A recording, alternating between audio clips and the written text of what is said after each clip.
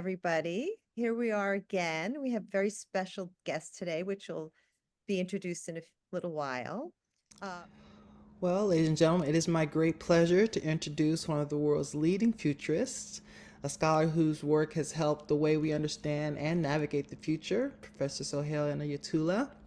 I met him at a workshop during COVID, and I can say the experience was truly transformative. I owe a huge shift in my life trajectory to his unique approach to futures thinking. So, again, thank you. Dr. Inayatullah is a globally recognized expert in future studies with over 30 years of experience. He's worked with governments, businesses, and institutions across the world, helping them anticipate challenges and create transformative strategies. He's authored more than 30 books, hundreds of articles, and made futures thinking really accessible and very practical. He's guided leaders to think beyond the immediate trends to actually explore multiple futures, whether it's shaping policy, redesigning education, or rethinking organizations. Dr. Inayatullah challenges us to move beyond business as usual thinking to embrace new possibilities. So please join me in welcoming a visionary who's helped us not only predict the future, but create it, Professor Sohail Inayatullah. Thanks, Ricky. Great to be here for our time together. And thank you for the translators, and thank you, Linda, for making this happen. we just have a quick check. All the translators, if you could just check that it's going okay with Christy. Go ahead. Sohail, sorry. Go ahead. Oh, it's okay. Jump in anytime. Let's make sure this works. Okay. So this is about futures of education, particularly the role of new humanism. Can it make a difference? My own, let's confirm your speaking language. Sorry. I need to do that. English. My own introduction to this way of thinking would have been the 1970s, where I picked up some books on the philosopher P.R. Sarkar and started to read his work. In the 80s, when I was trying to figure out what I should do, I was lucky, fortunate enough to have an acharya, a teacher of Sarkar, send me a message that says, Sri Sarkar says you should go into writing. So I said, okay, that sounds good. I'll go into writing. Always good to have advice from someone you respect. And then I wrote a series of articles about Sarkar, and I remember the one that I talk about quite a bit. I titled it Sarkar Spiritual Dialectics. And he read the article, and then I received a message back, tell the writer that he's wrong, he's incorrect. There's no such thing as dialectics in spirituality. And so that spirituality is beyond dialectics, but everything else in this universe is dialectical. Meaning, for those of you translating, everything in itself has its opposites. Never see the world as linear, but always the opposites are always there. Within everything is demise, within everything is its possibility. It's a very different way of thinking we get from Tantra and from thinkers like Sarkar. So let me now go to the formal part here. I wanted to start out with a personal story. And so I'm assuming you can see this. Yes, Linda? Looking for you, Rick? Yep. Good. So the title is Futures of New Humanist Education. And the context, I think, as educators are idealistic. I mean, educators all over the world, in every country, they're idealistic. They want a better world. They love young people and want to nurture them. And there's this sense they want to bring that everything is possible. At the same time, the context for our world, I think if you've read the Italian thinker Gramsci, is we're in between worlds. There's a world we've known for maybe 5,000 years, 100 years, 500 years. There's been some stability. That stability has ended, and the last few months has ended quite dramatically. And Gramsci is a realist. He was in prison when he wrote this. He said, it is the time of monsters. So this fear and dread, and I think our role as educators is to be honest about that, but our role is how can we get beyond dread? I was working with international law enforcement last week in, I can't tell you which city. They said I can tell the case city, but they asked me to not let anyone know which city we met in or which country. And it was with Interpol, NYPD, Homeland Security, US, Europol, 25 leading senior law enforcement officials. And I said, when we analyzed the situation, they said, as a police leader, we're entering a very dangerous period. It's a period where the democratic forces are in retreat, private security is in increase, and we're very afraid the forces of fascism are winning in every country. And then I said, so what will we do differently? This is the most important thing for police now is to hold the line. That's the metaphor they used. Hold the line. As people go unethical, we remind each one of our sworn officers, always be ethical. Always do the right thing, and don't let the non-democratic forces change the notion of the public good, the greater commons. And so this was quite important meeting for me, in that leaders who you normally don't think is so progressive were very clear the risks and dangers they see today. So this is not just about the US, but we know it's much broader. If you look at this slide, are we moving towards global governance or extinction? Is it just about material success? Can we create spiritual abundance? So we're living in a world that's changing quite dramatically. The rules of the last 100 years have been torn. And so now everyone's thinking, what do we do next? We know Sarkar, the founder of humanism, imagined a world of new humanism, a different way of thinking beyond ego, beyond national governance, and beyond ways that frame us, a new type of identity. But that's framed in the context of today, where we're being challenged to become tribal. So the nation state as we know it is being challenged. People are moving toward global tribalism. And I think Mandela said it best. If you're thinking about the future you wish, he suggested it always seems impossible until it's done. It always seems impossible until it's done. So I think is the core of Sarkar's teachings in humanism. We're there to help people imagine wherever they are, to think what's impossible today, but if possible, changes everything. So let me ask you, those who are participants in this workshop presentation, what would you say, you're educators, many of you, what would you say is impossible today, but if possible, changes everything? You could write this personally, or maybe in your new humanistic school, or if you work in a public school. When it comes to teaching, learning, what's impossible today, but if possible, changes everything. I'll wait and look for some messages there.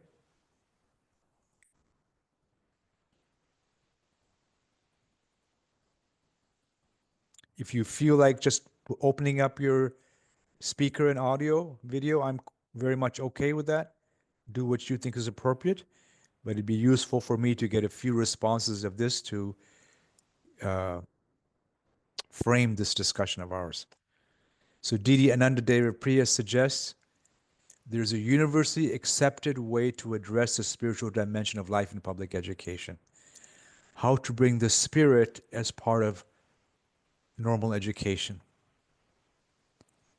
Arun says it's not just about having more content, what you know, but how do you use it? Acharya Pashpati said, imagine a world where everyone meditates or has some deeper practice. More diversity in religious perspectives instead of people saying they're right, others are wrong. Mukti says a balancing of inner and outer. Now, Ricky said something very interesting, that new music education is embedded in all global educational initiatives. So this is saying we don't have to change everyone or everything, it's just putting a little drop into everyone's soup. I love chili. In my imagination, every soup in the world has a bit of chili in it. Those of you who don't like chili, I apologize. If you're trying to translate that, that was a joke. Kathleen is far more radical, eliminating human exceptionalism. So I know workshops we run in many governments. New Zealand talked about giving trees, rivers, other aspects of this planet having legal rights. I think Ecuador has focused on that as well. So 6, 7 very good points. This is a critical way to start because most of us who are educators get tired along the road. And in that fatigue, it's important to remember what our core purpose is. Where are we going? Lee Mai from Germany suggests an awareness that we live in the world, we're always connected, so we stop destroying the nature cause we are harming ourselves. It's ending ecocide, in effect. Thank you.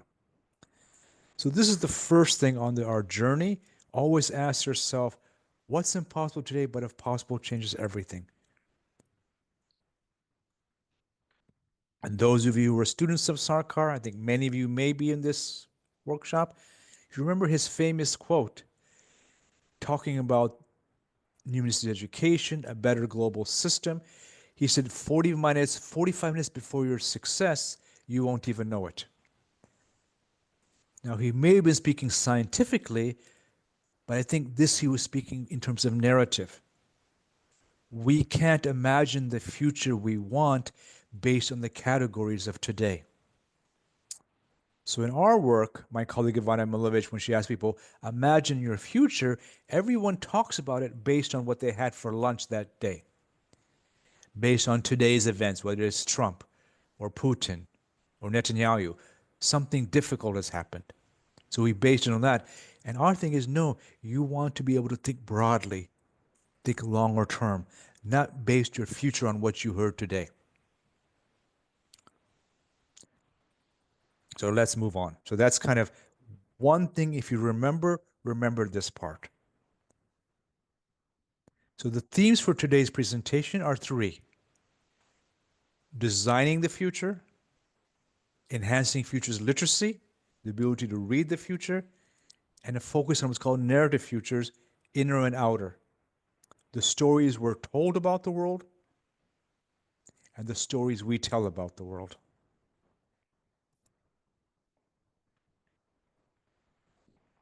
So let's start with the first part.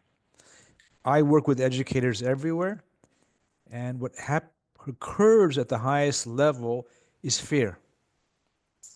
I remember one workshop in one country, I had 50 leaders in the room, from public, private, and they imagined a new humanistic world in effect.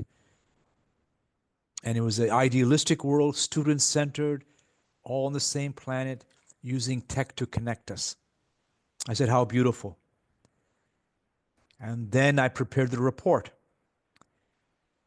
I assumed the minister would release the report in a week. If you're in America, that means the Secretary of Education. The minister took 9 months to release the report. When I got the report, I took my 50 pages into 3 sentences. We had a meeting. And I said, what? All the work we did in your conclusions, we had a meeting. So then I said, why is that the case?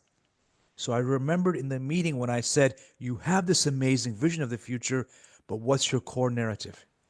Your metaphor of who you are. And they said, in our experience of reality, we live in a castle. The minister, the king, the queen, the knights are the principals, the teachers. We all love and hug each other. We share bread. I said, that's beautiful. You can create a great world. They go, no. I said, why? Outside the castle are hungry wolves. I said, who are the hungry wolves? They said, they're very dangerous, Sohail. I said, tell me, who are they?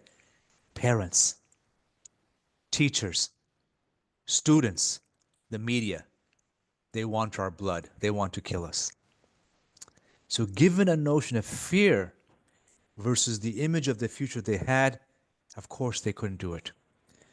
So I work a lot on what's the better story that gets you to think of a different future.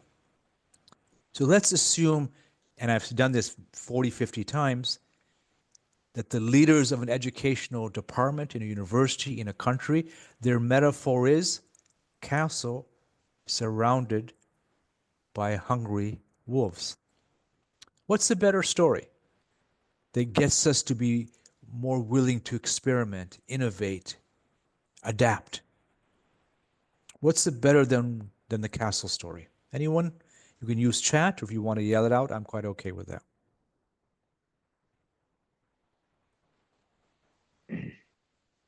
We are moving together as on a pilgrimage, all of That's us fantastic. together. So pilgrimage, moving together. In a pilgrimage, then you're not worried about the wolves. You're trying to keep everyone together. Everyone.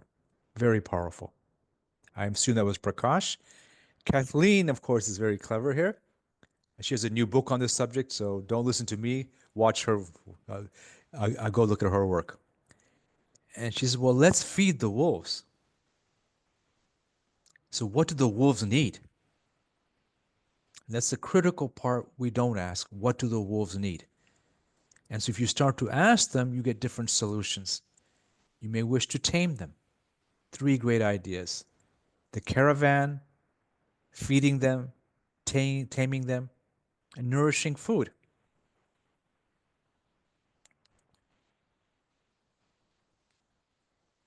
You know, the current leader of one of the countries, we're all presenting it, his version is, no, make the wolves even more rabid. Bring fear to the wolves so they destroy the castle. And that's one solution. But you folks are a different group, treat them lovingly. They can be our best friends if we figure out what the key is. Wolves became dogs. Fantastic. When I presented this to the Ministry of Education in Norway, they said something very interesting. Change the narrative to the jazz orchestra. I said, what does that mean? They said, in the jazz orchestra, children learn discipline, but then they co-create by playing together. They stop looking at the castle, they look to themselves. And I said, what does the ministry do? Well, the ministry sets the rules they're the conductor. So you always want to find a better story here. One group said, no, make the wolves into huskies on a purposed mission. What Prakash said about the caravan. Have them focus where they wish to go. That's my first question. The reason why people act this way because of pain. One of my worst presentations was with 550 mayors. It was a large group, and I talked about the future of agriculture. Cooperative, cellular agriculture, disruption, the Internet of Food. And most of the audience started to yell things at me, started to boo me, yell me, and half the audience got drunk. So it was a very difficult meeting. You don't want to be in a room full of drunken mayors, I can promise you that. And I had to reflect, what did I do wrong? And the next morning, one of the mayors came up to me and says, we apologize for our behavior. We've never been this rude. I said, so why were you this rude? He said, the challenges you presented were too much. We're barely surviving today in the farmlands. We're barely surviving today in the farmlands. If you live in India, farming suicide is quite dramatic. Live in Australia, the farms are being destroyed. So now when I was working in Roma, this is how do you deal with the resistance when you're trying to innovate towards the impossible future. So when I was working with them, I said, given the changes in veganism, vegetarianism, in vitro agriculture, cellular agriculture, what again the founder of Sarkar talked about, a pill every day, we can see this future coming. And I said, what's your response? And the Farming Federation said, kill the vegans. I said, okay. I said, what's your response number 2? They said, kill the scientists. Response number 3, I said, kill the coffee drinkers, they said. I said, I know why you want to kill the vegans and scientists, but why the coffee drinkers? And they said, because they're early adopters. You want to stop The people in the inner city who are progressive, you want to stop them first. They're the danger. They tend to be female, they tend to be ecological values, they tend to be spiritual. You have to kill them first. If you can do that, you're okay. So now I'm in Roma, which is the capital of Queensland in terms of selling meat production. So knowing the tension in the room, I had to figure out how do we find a better solution. And I bring this story because we live in that world now, in a highly polarized world. And they said, well, look, remember, instead of killing the vegans, you can make friends with the vegans and vegetarianism. Why? They all want health. Farmers want health, vegans want health. Instead of killing the scientists, make every farmer a scientist. Bring AI to them so they can figure out how to go to market better. Instead of killing the coffee drinkers, become an early adopter yourself. Use drones, use precision farming, use medical cannabis. So this was as you can fight the ending world or you can co-create in the new world. Our goal as progressive educators is to help people co-create, I hope. Can I stop you here for a sec? Yes, please. Well, Christy, can you put this directions in the chat again? Because Didi Nanarata said not all the Spanish people that need to be in her room are in her room. Okay. I have gotten no messages, so maybe they can understand English, but I will do that again. Okay, you have the, okay. All right, go ahead, Soel. So why is narrative so important? I've spent some minutes. Why is the story important? I think, again, as Prakash said, you can be afraid about wolves or move to the pilgrimage, which if you use Sarkar's work is the core new narrative. Because narrative tells a different story, changes the framework. You may or may not like Microsoft, but 5 years ago, they made a major shift in their organization. They said, we won't hire know-it-alls, the smartest. We'll hire the learners, the curious. And thus they funded ChatGPT and the AI revolution. So the story changes your direction. So whether personally, what's my life story? Or in your organization, what's our organization culture? That's critical to creating a different future. So if you work in a new humanistic school, maybe you write down what's the current metaphor of the school. Or if you're a new humanistic teacher, write down what's your personal lived experience, your metaphor. I'll stop there for a second. What's the metaphor of your school? The school is like. And how about you as a teacher? Every day it's like going on an ice cream. My school is like going to a gelato shop full of many flavors and fun. Or my school is like going to a torture chamber, convincing people to change when they don't want to. What might be your metaphor of your school or yourself as a teacher? So this would be personal here. Let's try to make this authentic to our own journey. I just had gelato, that's why I used that example. I had coconut, lime, and frozen yogurt. Sorry for the detail. But the future is in the details. Okay, let's see. I'll look for chat here. Okay, Pashupati is way out there. Love for all. Arun says this is the most beautiful metaphor. It's my second home. My second home. It's so powerful there. Children are looking for homes. I remember my second grade teacher, when I walked in, I forgot my homework, and she just slapped me. So my memory of childhood education is pain. We moved from Pakistan to Indiana, and when I was 7 years old, my teacher asked me, do you know why Pakistanis are so poor? And we had just moved to Indiana. I was 7 years old. And I looked at her and said, I don't know why Pakistanis are so poor. I'm 7 years old. How do I know that? And she said, because you're all lazy. And so imagine what that does. The story is, I'm not enough. And I think Pashupati's is so powerful there. Your second home, love for all. I'm very much okay.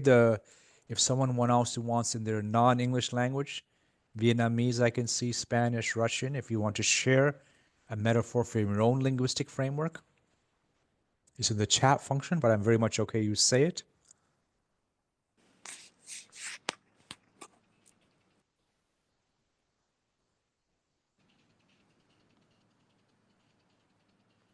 Okay, anyone else? Or I'll go on. I can be patient here and wait. There's a new message. Okay. A nurturing, expanding heart. So education is about the heart, the home. So that's what you're saying is the key for everyone to remember.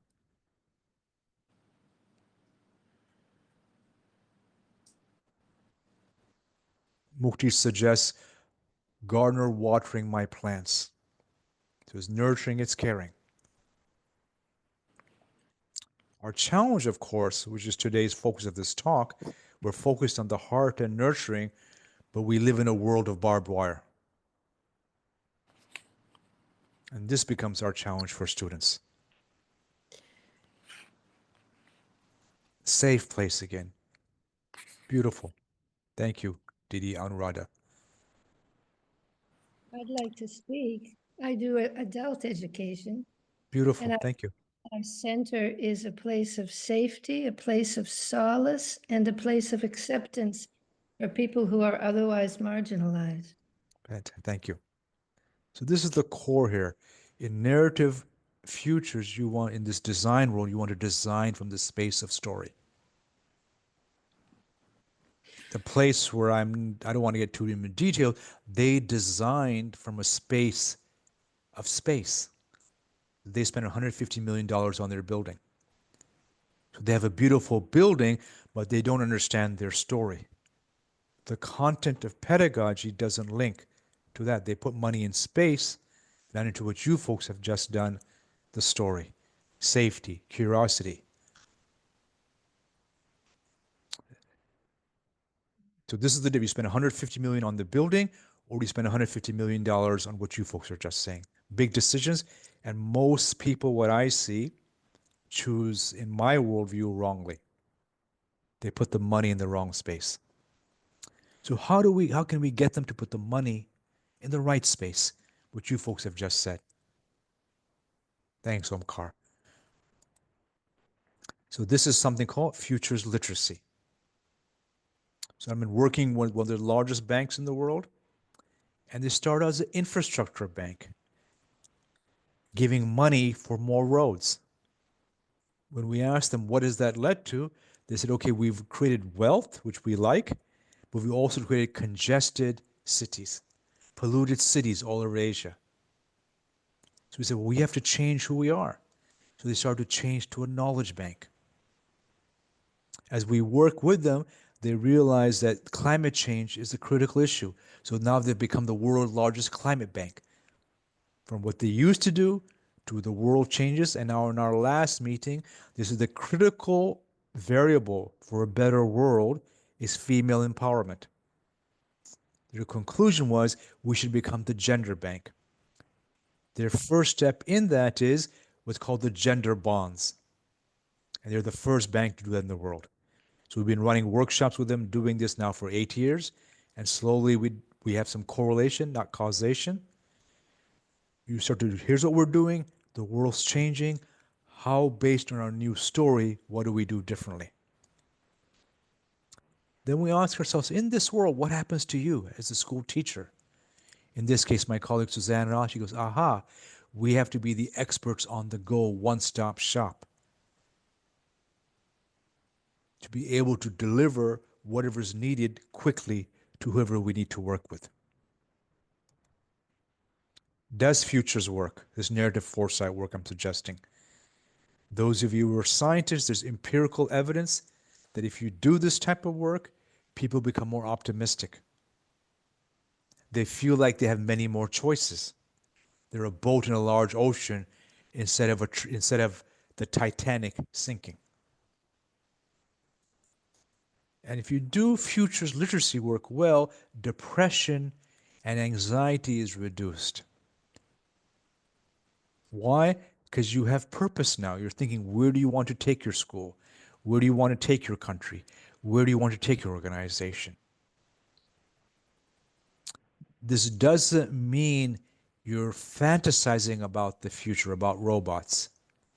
It means you're mindful, totally in the moment, but you're helping create a purposeful, different future.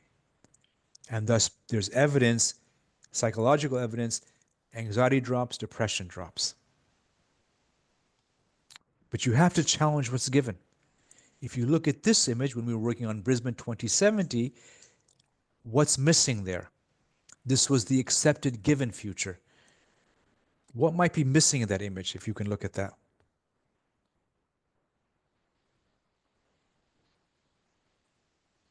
No people. Yeah, people, exactly. And nature. Yeah. Now you ask an 11-year-old Ashley the same question. What does Ashley produce? Take a look at her imagination, what you folks are doing as educators. Greener, tech, linked to design, building design, linking to nature, movement of the river, but most importantly, she's in the future. So international development thinking, most organizations, almost everyone I know, tries to do things to others. We will improve you. The humanistic future, as I understand it, is no, we're co-creating the future together. So actually there is in the future she's imagining. She's not a bystander. If you wish to succeed in the humanistic future, we have to ask ourselves, what's the use future? So the future that's been given. And I think what we've seen over and over is as new tech comes in, education stays like a factory. And many of you know this in a lived reality. Schooling comes in, keeps the factory model. Technology comes in, the factory continues. The gains we made from COVID in terms of well-being have mostly been lost in that world. The anxiety hasn't. I work with a different group every 4 days, and anxiety and depression are very high. But they've stopped the well-being effort because they've gone back to the used future, the future they had. This image to me is my favorite that illustrates it. Ban AI instead of actually understanding what I'm giving students they can get off YouTube. I should be there as the people I work with as a spiritual coach, as nurturing, making people feel safe, teaching critical thinking. So what's a used future you can see in your school or your organization?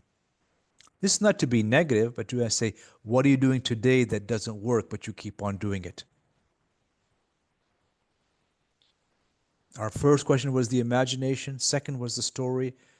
Third is, what are we doing today that we keep on doing it? It doesn't work, but we keep on doing it.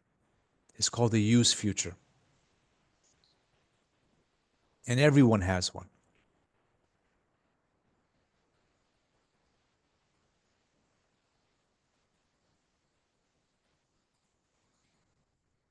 I'll keep the chat function open. What might be a used future?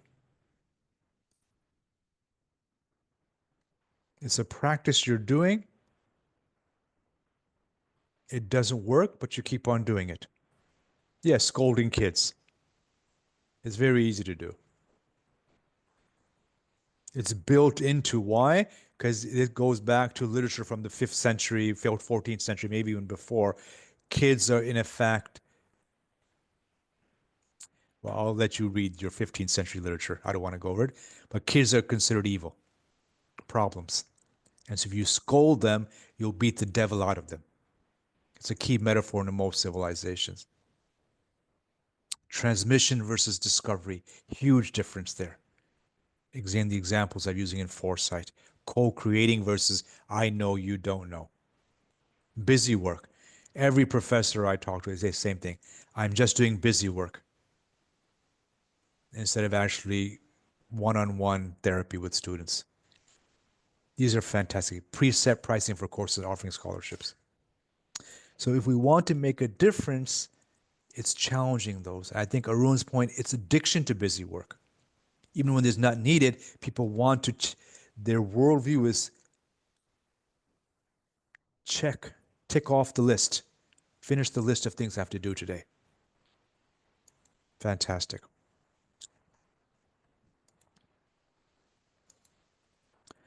Now then we have to ask ourselves, what's coming down the road? So I won't go into detail here, you can read my work. This is the use future is what we have to change. The possibility of innovation is how is the world changing? And we use methods for that.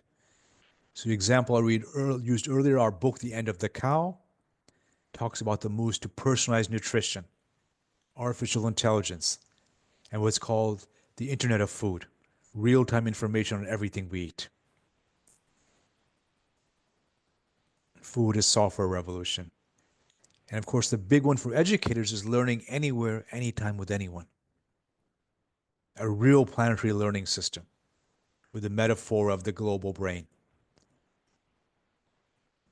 I was working in Thailand last year, and I asked, it was 70 people, monks, youth people, but also from the Chiang Mai Department of Spirituality and Social Policy. And so their new idea was to create the first AI Buddha. It's a personal hologram for every Thai person. And when you wake up in the morning, what should you do? Siddhartha appears to you and says, meditate, breathe. So it's an available real-time hologram. And I don't think it's so far from now, because we had the educators in the room, we had the AI people in the room, we had the spiritual people in the room, and they said this would be an easy thing to create without too much investment, just a few hundred million. So it's down the road, but I don't think it's too far. I'm going to skip this and ask you, what do you think is a weak signal? I've given you 3. Learning anywhere, anytime from anyone, the rise of the new food, and the personal Buddha. What would be something disrupting your work the next 10, 20 years? Out of the box, novel, either good or difficult, that will change how it'll change what you're doing, how you're doing. So this is the issue of futures literacy, becoming literate about the changing world. For me, I have a colleague in Canada, she said, she creates digital twins of everyone. That's what she's recommending. So what's coming down the road that you can see that will change how you do what you do as an educator, as a teacher, as an acharya, as an education leader?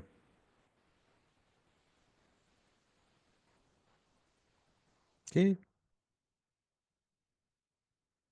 Sergio, I think commenting on this would say more and more information, brain implants. Clearly, I think that's on the way. Isn't that so? I agree with Arun. We've had some great success with persons with disability. We have a project with Interpol on brain security, trying to ensure to stop brain hacking, biohacking. Yeah, I think Didi's on something there. This polyvagal theory. What are the technologies to strengthen our inner system?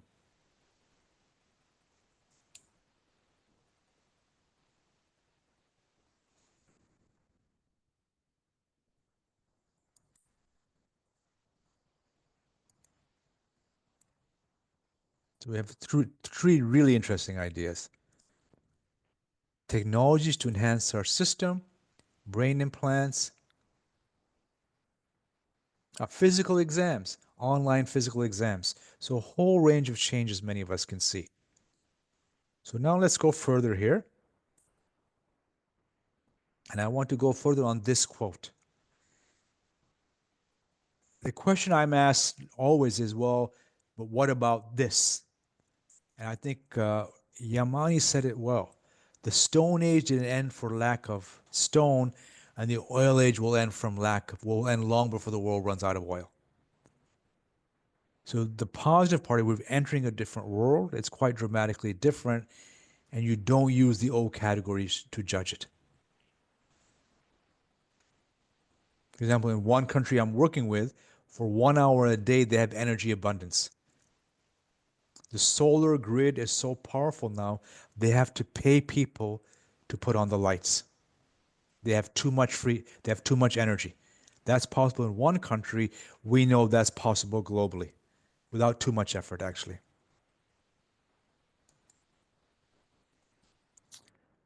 The last part is, what are the different scenarios? So since we don't know the future, we look at alternative futures. So in many organizations, we think of no change, marginal, adaptive, radical. And no change, bricks and mortar. Marginal, the jukebox. You take a few choices. Adaptive, the Uber University. You call on the teacher anytime, anywhere, anyone. And radical change, you forget about the university. You accredit through micro-accreditation. You accredit through micro-accreditation. A lifetime of 5 to 100, you're gaining certification. So let's try to do this for new humanistic education. What's the no change scenario the next 10 years? What might you write? So in the chat function, if nothing changes, what happens the next 10 years in terms of global new humanistic education? The no change scenario. It just stays as it is now. What does it look like?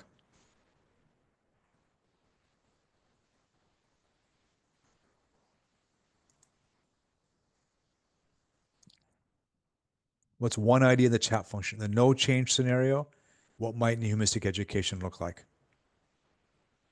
Yeah, I think Mukti has it right. Small private NH schools. So by 2035, they're small, they're private. That's it. That's perfectly said. Now let's go further. What about a marginal change scenario? We're given the rate of technology, global politics, people getting interested in alternatives. What's that look like?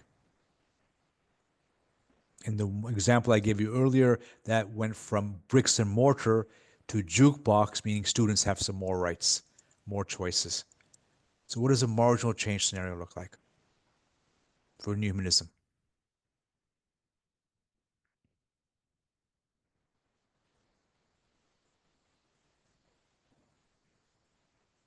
First, a small private makes a lot of sense. Marginal, some parts change, even though there's lots of resistance from the overall world. Okay? New humanistic universities, that makes sense. You go from school to university, student volunteers, active in community learning, both make sense. That's brilliant, fantastic. They're more accepted in general educational settings. It's not crazy, but it becomes part of pedagogy. Now, adaptive is far more interesting, and Christy might have that. What is the adaptive change? We adapt to this changing world, which is more focused on well-being, more focused on AI. Many of you said more focused on the heart. And of course, we have the other side as well. Large pendulum swing against progress, against progressive education. Back to the dungeons, if you will. But in this case, we're trying to adapt to the changing world we wish to see. I think Arena has it. New humanistic courses worldwide with different universities and colleges. So it's global, it's offered everywhere, and that's adapting to this world. So I think we can see that quite possibly. Just in a few, more student acceptance, more tech, to actually quite global in its adaptation. I think we can see that in 10 years. That's quite good. Now, the radical one is far more interesting to me. What is something that would be quite different, difficult for those of us to imagine today? When I was working with a car company, they said in 2035, we stop selling cars, we sell mobility. With energy companies, we stop focused on keeping the lights on, we create the energy adventure. You create your own energy adventure, how much solar you want, wind you want, whatever you want, you create it. So what's the radical scenario for humanistic education?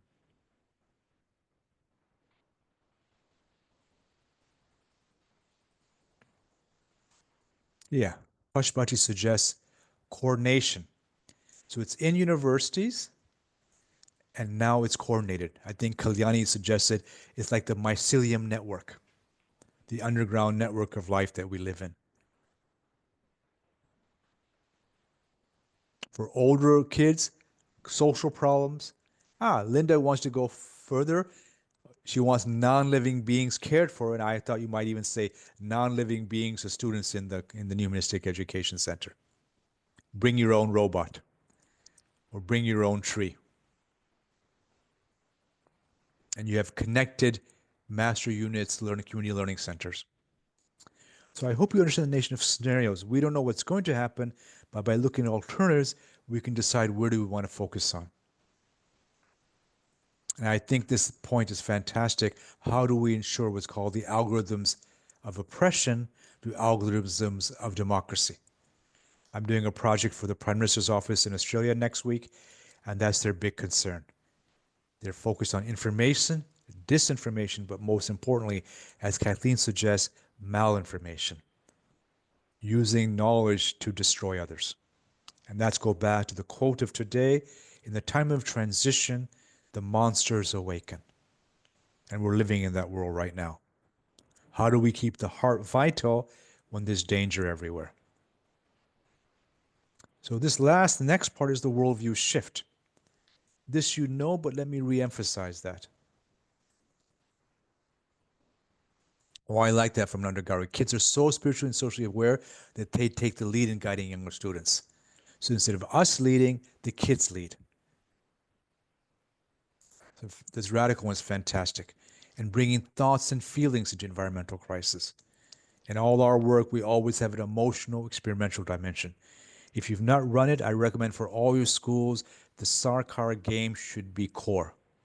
I don't run any workshop without the Sarkar game. It's the most powerful way to teach humanism that I've seen, developed by Voros and Hayward. It takes the entire theory in one simple 15-minute game. Omkari asks, who is the monster? I'll let you answer that.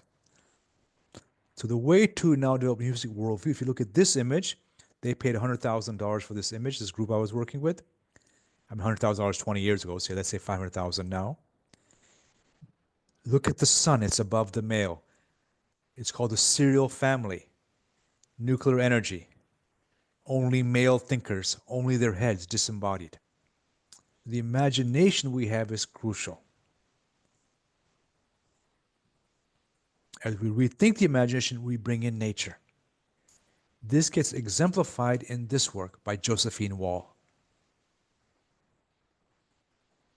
Tech with spirit, with ancestors, with earth, and the whole notion of transculturalism focused on peace. So this is the imagination of what it could be. So New Humanism, to me, as a worldview, as a deeper way of thinking. To get there, we'll conclude on this in the time we have left. Let's go back to the original part. What's a better narrative?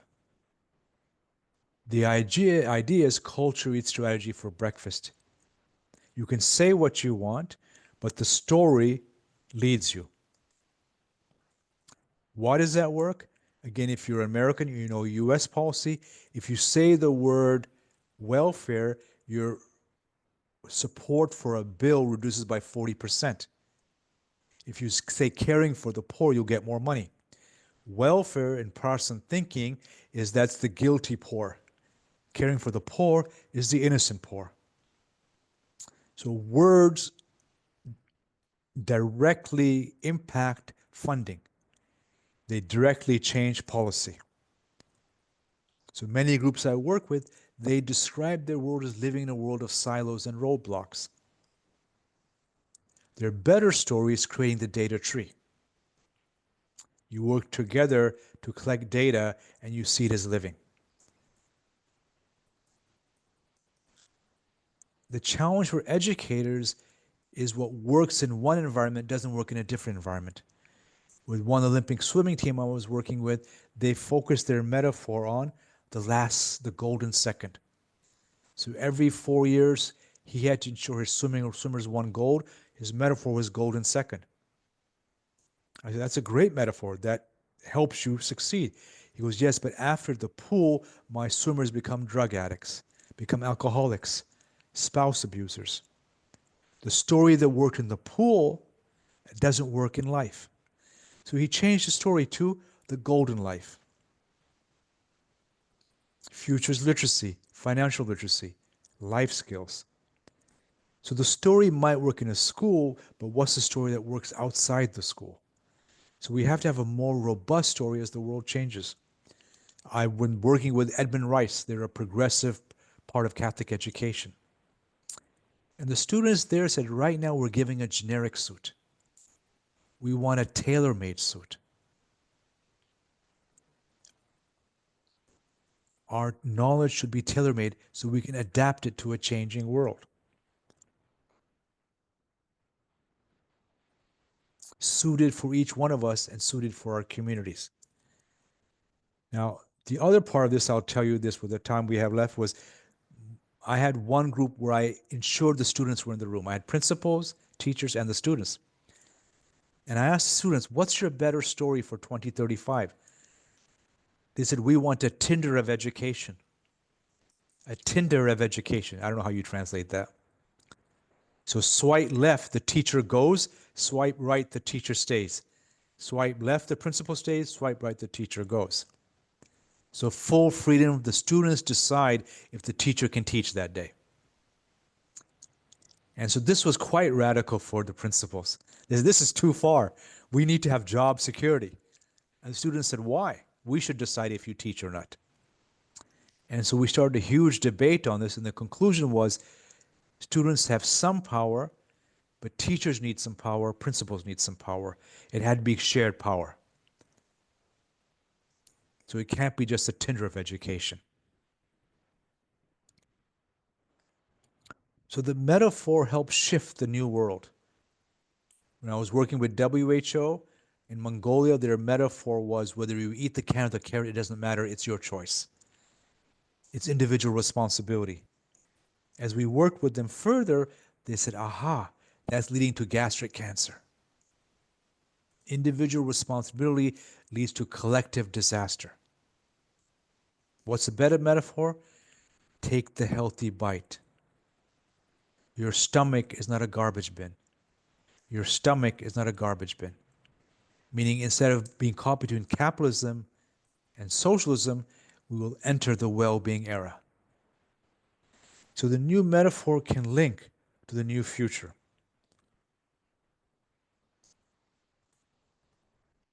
So now, what's a better metaphor for the future of humanistic education? You had some great ones, and I think the one I like the best is, would anyone have one for the future, a metaphor for humanistic education that they would like to offer as we go further? We've done the today ones, or even the better for education, humanistic education, you have it. What's a better metaphor for education now that we think we can help create the next 20 years, next 10 years? And I'll write it here. Okay? That's really good. Expanding tree of life.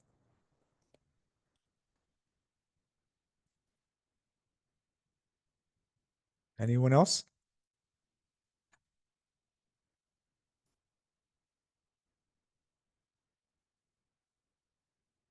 Oh, okay.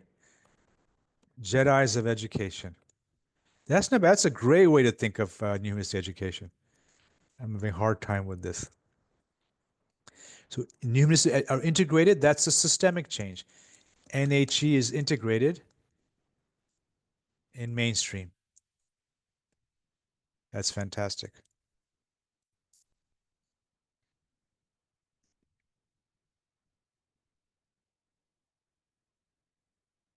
Today is isolated. Tomorrow it's integrated. Expanding tree. And now here, worldview is self-knowledge linked to universal knowledge.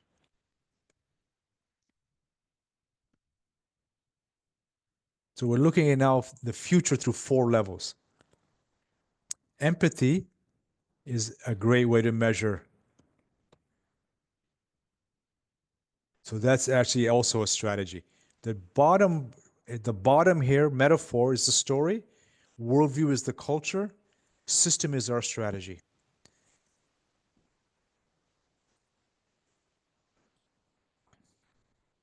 Okay, we're kind of running out of time, but I can stay a few more minutes. Okay, that's quite good. I like that. Nourishing the subtle body. So this is all the stuff on meditation, etc. So this is the whole idea what you're saying here. Today we're isolated.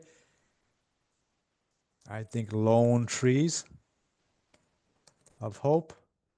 And now is the Jedis of education.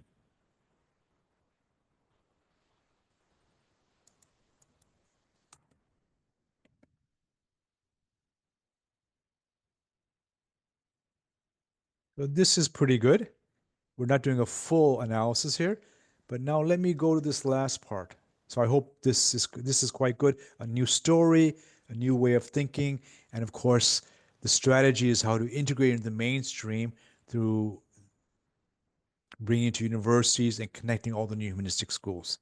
Everyone is a spiritual student. Now, the last part of what I would like to do here is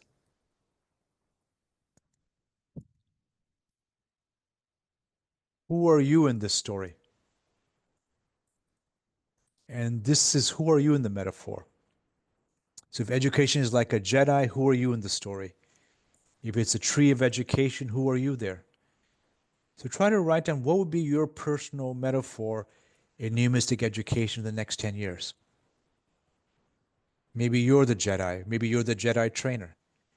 Maybe you're the one who gardens the tree. So if you go in your chat, as the metaphor for education changes, who are you in this new story? What's your archetype? This is not your official function, teacher, principal, acharya, minister of education. So Pashpati has the idea. The prince in shining armor. The midwife, says Kathleen. The guide on the side, says Linda. The gardener. So these are all things you can do, and this clarifies what are you doing. And once you have that clarity, then when the monsters come in, you stay focused on your purpose instead of even getting nervous or anxious about their world. Dee Dee says she's a Jedi and a trainee. We're all both. I think that's fantastic. Mukti is the cheerleader of students, ensuring they have a voice and purpose. It's brilliant. So I think for me, it's important to remember most education is about same. Everyone I work with, every country, they may say what they want to say, but they all say it's about same. The difference with Sri Sarkar's notion is be the exception. The exception is the mutation. Become the mutant. The mutation creates the next line of evolution. So you want to help people mutate in ways that are purposeful, progress-based. Fertilizer and eye of the universe. Thank you, Chris and Chikalani and others. If you want to read more, these are 5 of our books in the area. But at this stage, I'll stop share. I'm free for questions. If people have to go, I understand it's already 1 hour. But I'm available to talk more. But I think what we tried to do today was the world is changing. The first part is imagine the impossible future. Then you want to think, what are we doing today that doesn't work that we have to let go of? What's the emerging issue coming down the road that I have to address? What are the alternative futures from no change, marginal, adaptive? How do I go to the radical? And then what's the story that helps support me in this new direction? If you do that well, then you ask yourself, what's your role in that story? That gives rational purpose. And I think what I'm trying to do here is if you go towards the unconscious, you invite those of you who know microvita theory. Microvita theory needs words that are subtle. The metaphor is the subtlest part of language. So microvita, positive microvita can go through that and help you find your story and help you activate that story. That's the hypothesis, unproven so far. Thanks so much for your time. I'm happy to hang out as need be, but I'll pass it to Ricky and Linda to take over and guide us forward. Well, I just want to thank you. Ricky, why don't you go? Reese, why don't you go first? Someone wants me to share the last screen. Sorry, I'll do that. Did you do it? Here.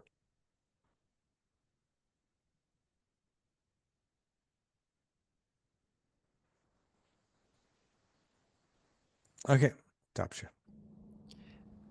Thank you. I just had a question. I'm not sure how to ask this because I'm a little bit embarrassed. But what do you think is the cause of like little bit of blank stare when we look at these questions. Like for me, I was wanting to answer the questions, but I felt like the words weren't quite coming. So what do you suggest, or what are some strategy you could offer people that maybe are looking at some of these bigger questions but just draw a blank, or not quite able to generate a response? Uh, well, futures literacy is trained literacy.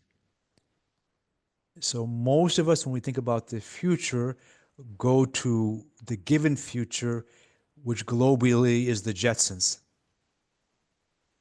Wherever you live in the world, that cartoon series is everywhere. So you get the given future. So it takes training to reject that and create a purposeful future. One. Second, it's always done better in groups.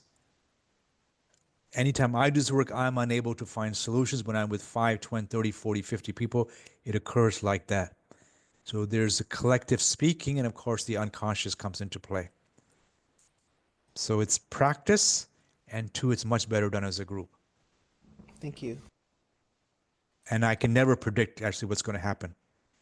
Like I was very surprised when our metaphor for law enforcement was hold the line as public space gets taken over by the oligarchs.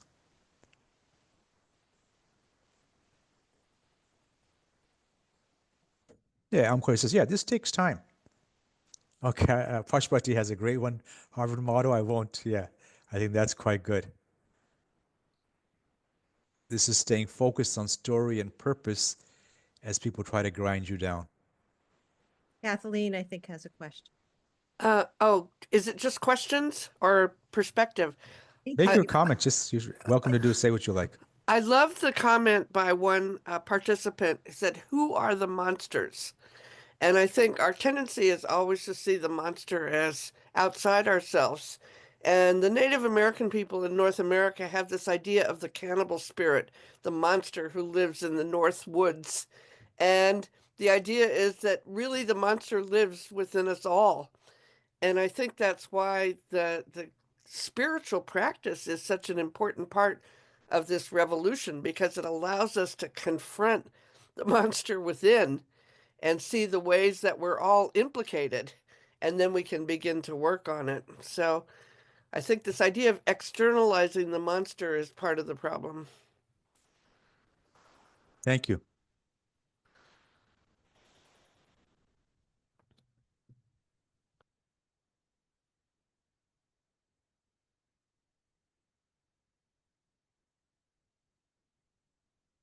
Any other comments, or we have this amazing opportunity right now. And I don't know if you noticed so well, but I feel everyone here is a leader in whatever arena in their life they're in. But we have quite a few colleagues here. So, yeah. In my work, there's 4 levels of monsters. So I didn't go into theory today. It's called CLA, Causal Alert Analysis, which draws very much on Sarkar's work. The notion is level 1 monsters are litany, observable, quantitative data. I can give you world leaders who fit that. It's very easy to say who they are. But I think what Kelly said, level 2 analysis are systems of monsters, systems of oppression. It's person invariant. It doesn't matter who you are. The system creates the monsterhood, makes us take away from others. Level 3 are worldviews of monsters. That's a cultural way of thinking, a civilizational way of thinking in terms of deep hierarchy, deep capitalism, deep patriarchy. And level 4 are the metaphors we tell. And the metaphors get expressed in body language, in stories. And so I think our task, exactly as we're all saying, is to tell new stories about who we can be. That's a transformation journey, the inner journey. It's the cultural journey from nation state to planetary thinking, and then the systems of oppression to systems of possibility. And it does get expressed in particular individuals. For political movements, when you identify the individual, it's easier, right? Down with X. But then that doesn't do the inner work. How am I complicit in it? In CLA, we always do all 4 levels of transformation. change the data, change the system, change the culture, and change the metaphor. That creates a far more robust transformative possibility. That's the hypothesis. If you only do story, like in WHM Mongolia, you change from neither can nor carrot, you change it to the healthy bite, but you're still selling junk, then it doesn't matter. So the system change, we will now change taxation. We will change what we focus on. So it's both.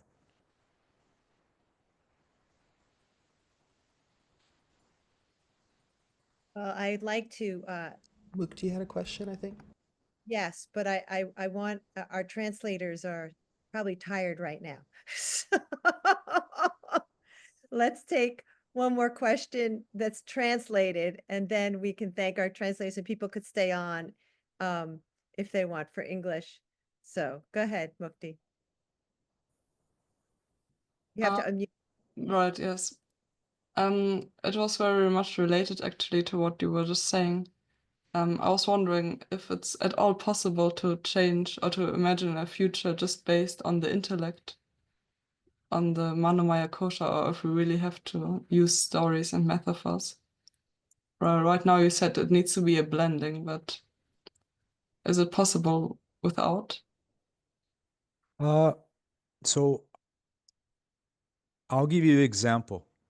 So like I said, every workshop I do, we've done a 1 hour of a 9-hour session. Actually, it's a 2 hour. It's a 18-hour session we compress into 1 hour. So on the second day, I'll always do the Sarkar game. How many have played the Sarkar game in the room? Just so I know.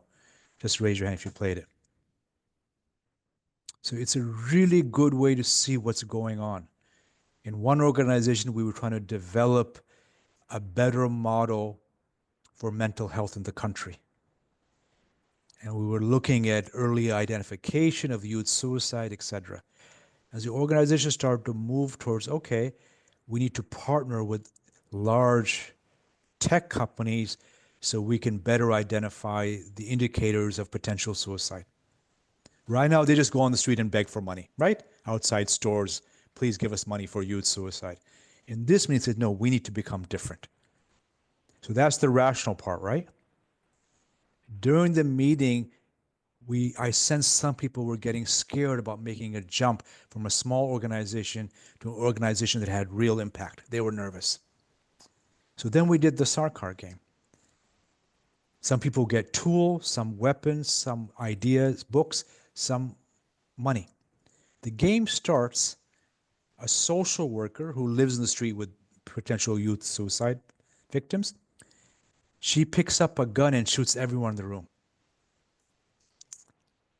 And the entire room, no one can breathe because she shot the chair of the board, she shot the CEO, she shot the representative from government, and she just shot them all. And then I looked at the chair of the board and she goes, who invited the sociopath in the room? Christy, I think was her name. And so now everyone's anxious and I'm anxious. Because we had a very clear funding to create this new organization.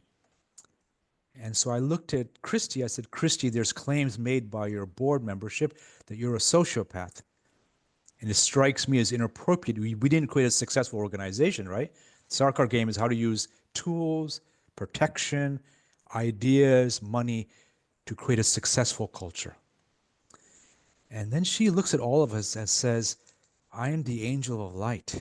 I am the angel of mercy. I bring truth when there is deceit. Now, in my workshops, it's always everyone's included. So at least 10 people in the room had schizophrenia. They were what's called persons with lived experience. Now, I didn't know if she's a person with lived experience who just had a breakdown or she's acting from a much deeper space. So now I'm totally freaked out. But I just breathe. Okay, breathe. Do whatever technique you do. And then I said, can you please expand on that now from a rational level? And she says, I sense the board will not implement. They want to discuss new ideas, but when it comes down to it, they're going to go to the world they know, not the world that's possible. As a social worker on the street, I'd much rather the entire organization disappears than pretend to do what it's not doing. So that's my test. So of course, it's rational, it's in the body, and when you always in my workshops at the end of the day or two, we do meditation. We go to a meditative state and we imagine the future. And that meditative state, people get gifts and they get a message from the year 2035 from their mentor. And that gives them purpose and ideas forward. So this case was quite powerful. It told me the official statement was X, the unconscious statement was Y. Then when I called back a month later, they said, of course, we had to fire the CEO. There was no way forward. So I would recommend both meditation at the end of any project, but also I don't do anything without doing the Sarkar game because that goes deeply into it.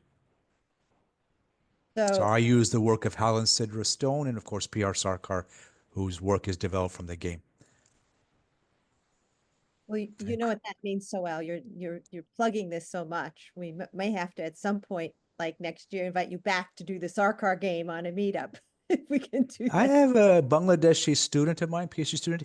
He's developed the online version. It's beyond my ability. I'm clear about my skill sets, but Shaquille has. I'm running the face-to-face in Romania in July and Yeah. in Vieg in Okay. Denmark, assuming Denmark is still there in July as well, if it's not been taken over. Okay. Well, I'll be in touch with you. I'd like to, though, not only just thank you, this was unbelievable and amazing that you made time for all of us, in your amazing schedule that you have. But I also would like give everyone a round of applause for the translators. What a job today. Amazing job. And we'll end it now for you. You can come out. I see the private messages. I can't really respond to all of them, but I'll do my best. I see quite a few private but there's on our website, metafuture.org, all the material is there. Great. There's endless videos, so you can follow up there or you email me directly. I'll happy to respond. Wonderful. Thanks, Linda. Wonderful. And I think if anyone had one last question for Sohail.